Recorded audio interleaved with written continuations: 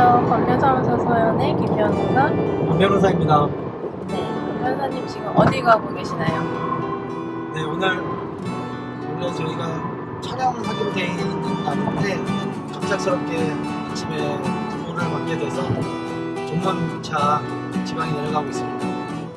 저희가 경차는 몰라도 네, 저희가 경차는 몰라도 조사는 꼭 되도록이면 참석하려고 하는 중이라서 그렇죠.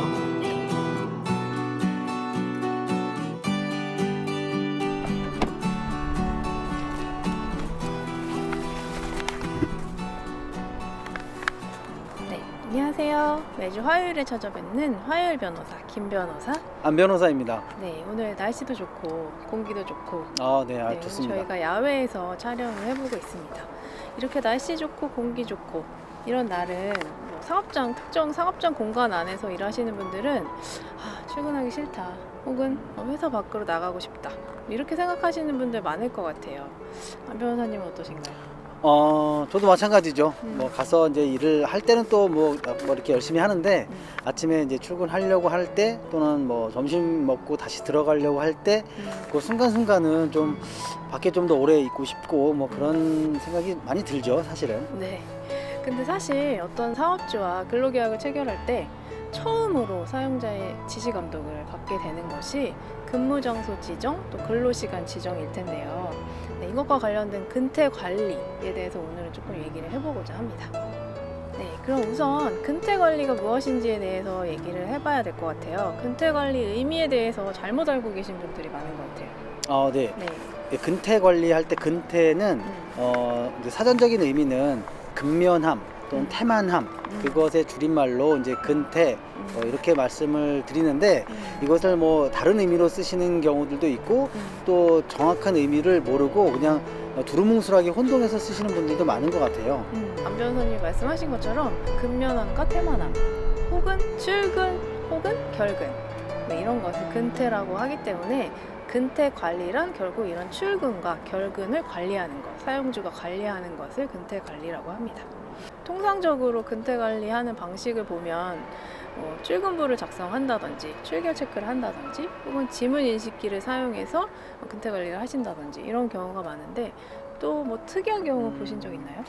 네, 뭐 특이한 경우도 있는데 이제 예전에는 이제 출퇴근 카드를 많이 사용하셨어요. 지금은 그쵸. 많이 없어졌지만 네, 이렇게 출결 카드라는 걸 만들어서 뭐 들어올 때 시간을 이제 시계를 정해 놓으면 시계다 지금 착착 하면서 이제 찍히는 게 아마 나이가 조금 있으신 분들은 제가 드리는 말씀을 이제 다 이해하실 건데 이제 이런 경우도 있어요. 이렇게 전형적인 거 말고 얼마 전에 제가 접했던 어떤 사례는 좀 약간 특이하기도 하고 좀 너무 심하지 않나 이런 생각이 들게 했던 건데 뭐냐면 그러니까 근무하는 그 방의 사무실 위에 각 모니터를 비추고 있는 그 CC 카메라를 설치를 하신 거예요. 근데 이제 직원들이 그걸 알고 이거는 뭐냐라고 이제 항의성 이제 문의를 했더니 사용자 측에서는 이거 다른 의미 아니고 어떤 화재나 이런 긴급한 상황이 있을 때는 바로바로 대처를 해야 되니까 어떤 그런 안전상의 이유로 설치해 놓은 거다라고 했는데 저희가 봤을 때는 누가 봐도 그 사람이 언제 출근했는지 언제 퇴근을 하는지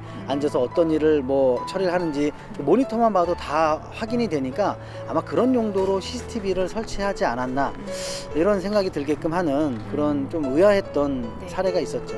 네, 이건 관리라기보다는 좀 감시에 가까운 그런 형태인 것 같기는 합니다.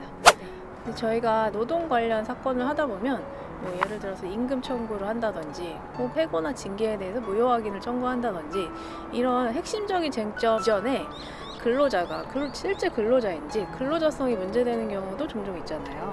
그렇죠. 근태 관리와 관련해서 특히 문제가 되는 경우들이 많이 있죠. 그래서 판례가 근로자성을 판단하는 기준 중에 근태 관리를 들고 있기 때문에 또 문제가 되는 경우가 있습니다. 그래서 판례가 근로자성을 판단하는 기준을 살펴보면 우선적으로 이게 근로자와의 계약이 고용계약인지 위임계약인지 도급계약인지 이걸 형식에 구애받지 않고 실질에 따라서 판단을 하는데 실질적으로 사용 종속 관계에 있는지 이것을 기준으로 판단을 하면서 사용 종속 관계에 있는지 여부에 대해서는 사용자가 근로 장소나 근로 시간을 지정했고 이에 근로자가 구속이 되었는지 이런 근태 관리가 되었는지를 판단 기준으로 삼고 있습니다. 이런 근태 관리와 관련해서는 좀 출장 업무가 많거나 또 외근이 잦은 회사의 경우에는 근로자와 사용자 사이에 좀 시각 차이가 생기는 것 같아요.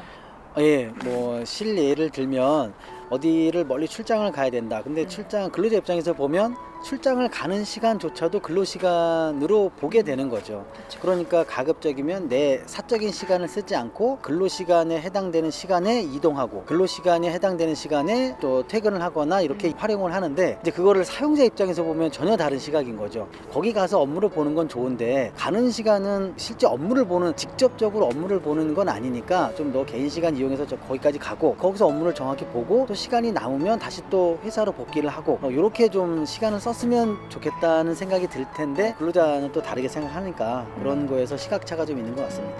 이동 시간 자체도 그렇고 이동 시간을 산정할 때 사용자 입장에서는 한 2시간 정도면 이동 시간으로 충분하지 않나 이렇게 생각하는데 근로자는 또 그거보다는 더 든다 이렇게 해서 일정을 좀 다르게 짜는 그런 문제 때문에 또 근로자와 사용자 간에 또 분쟁이 생기는 경우도 있습니다.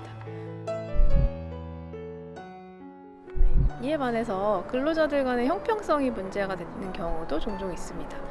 예를 들어서 좀 사업장에서 원거리에 어떤 특정한 근로자가 거주하고 있는 경우에 그 근로자에게만 출근 시간을 좀 배려해주는 경우 이런 경우가 또 문제가 된 경우가 있었고 또 안 변호사님은 어떤 경우를 들어보셨나요? 흔히 이제 담배 타임 군대 갔다 오신 분들은 다 이해하시고 공감하시는 내용일 텐데 이제 뭐 군대에서 그런 일들이 종종 있잖아요. 작업을 막 고참하고 하고 있는데 이제 중간중간에 자율적으로 뭐 쉬는 시간도 갖고 하는 경우가 많이 있는데 그럴 때 이제 고참들이 보면 뭐 담배 피는 사람들은 뭐 담배 한 대 피우고 같이 하자 뭐 이렇게 할 때 담배 피는 사람은 쫙 빠지고 담배 안 피는 비흡연자들은 계속 삽질을 해야 되는 그런 아주 불공평한 그런 상황들이 종종 연출이 되곤 하는데 사회에서도 마찬가지입니다. 기업체에서도 중간중간에 뭐 담배 피러 잠깐 나가시는 분들이 계세요. 실제로 보면 뭐 그 시간이 많다 적다 이런 걸 다 떠나서 근데 그 시간에 담배 피지 않는 비흡연자분들은 그냥 계속 자기 맡은 일을 계속 하거든요. 그러면 이 근로자들 사이에서도 뭐 누구는 뭐 담배 피러 잠깐 왔다 갔다 하고 누구는 계속 일을 해야 되는 이런 상황이 연출이 되는 경우가 있는 거죠. 네, 그래서 최근에 게임 업계를 중심으로 이렇게 분 단위로 근로 시간을 체크하게 해서 담배 타임의 경우에는 근로 시간에서 제외하는 이런 경우도 있다고 하고 또 해외 사례를 보면 일본에서는 흡연하기 위해서 이렇게 자리를 비운 시간이 잦은 경우에 징계를 내렸던 사안도 있었다고 하고 또 조금 극단적이긴 한데 스페인 법원에서는 흡연을 위해서 자리를 비운 시간은 임금을 주지 않아도 된다 이런 판결까지 나온 적이 있다고 해서 좀 문제가 되고 있습니다. 또 최근에는 코로나 시대를 지나오면서 재택근무가 좀 활성화되게 됐잖아요. 예. 그래서 이런 재택근무의 경우에 근태 관리는 어떻게 되는지 이런 문제가 또 생긴 적도 있었죠. 그렇죠. 이게 코로나나 이런 거 이전에 당연히 뭐 출근하고 퇴근하고 그 사이에 근로를 제공하고 이런 것들을 시시각각 뭐 계속 보고하거나 감시해야 될 필요가 전혀 없었죠. 뭐 다 내 눈에 앞에서 다 펼쳐지는 일들이니까. 근데 이제 코로나다 뭐다 이렇게 해서 재택근무가 뭐 제공이 되고 또 재택에서 하다 보니까 언제 출근하는지 언제 퇴근을 하는지 그게 정확히 구분되어지지 않는 경우들이 많이 있고 그리고 실제 근로를 제공하는 그런 시간대에도 어떤 일을 어떻게 진행하고 있는지 전혀 회사에서는 확인할 길이 없기 때문에 이제 근로자를 믿지 못하는 거죠. 일종의. 그러다 보니까 특정 시간이 되면 음성 오디오를 켜놔라 내지는 특정 시간이 되면 어디 메신저에 가입해서 지금 현재 상황을 보고하라 이렇게 재택근무 이전에는 하지 않았던 지시 감독을 수시로 이렇게 하게 되는 그런 상황까지도 발생하게 된 거죠. 네, 그래서 근로자들 입장에서는 이거는 관리가 아니라 감시 아니냐 이렇게 또 주장을 하는 경우가 있고 또 사업주 입장에서는 이것은 최소한의 근태 관리다 이렇게 주장을 하고 있어서 양측 간의 의견이 좀 대립된 경우가 발생하기도 합니다. 네, 코로나 사태도 어느 정도 동식이 됐고 비대면 또는 뭐 재택근무 어떤 그런 환경 속에서 다시 종전의 그런 방향으로 다 대부분의 사업장이 전환되고 있는 것 같습니다. 이러한 시기에 합리적인 근태 관리가 어떤 방향으로 진행돼야 되는지에 대해서 다시 한번 생각해보는 그런 상황인 것 같습니다. 네. 근로자 사용자 양측의 입장을 들어보면 본질적인 사용 종속 관계라는 것을 좀 간과한 채 각자의 입장만 주장하는 경우가 많아서 좀 당황스러운 경우가 많은 것 같습니다. 역지사지가 가장 어렵다거나 혹은 실제로 겪어보지 않으면 모른다. 뭐 이렇게 얘기하면서 상대방의 입장을 이해하려는 시도조차 하지 않는다면 사실상 타협은 이뤄질 수 없잖아요. 그래서 근로자와 노동자 간에 대립만 남게 되는 상황이 되기 때문에 이렇게 양측의 상대방의 입장을 좀 이해하려는 시도를 해보셨으면 어떨까 이렇게 생각을 해봅니다. 오늘 김 변호사님하고 둘이서 야외에서 촬영하는 첫 회인데요. 오늘 영상에 대해서도 많이 도움이 되셨다면 구독과 좋아요도 부탁드리겠습니다. 감사합니다.